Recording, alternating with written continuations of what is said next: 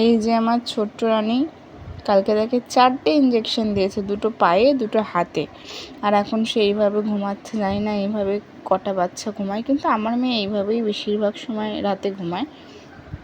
এখন ওই 9টা 15 বাজে, 16-17 মতো বাজে, আর আমি ওকে ওঠাচ্ছি, কারণ এখন যদি ওকে ওঠাই তাহলে দুপুরবেলা তাড়াতাড়ি ঘুমাবে, আর আমি ঘুমালে আমি কাজ করতে পারবো, এর কারণে।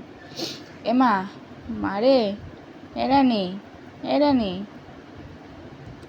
মাম্মা, ও মাম্মা, উব্বানা, উঠে বড় বাবা নে, ওলে বাবা লে, ওমা ঘুম ভাঙছে না গো কিছুতে। উঠবা না সোনা?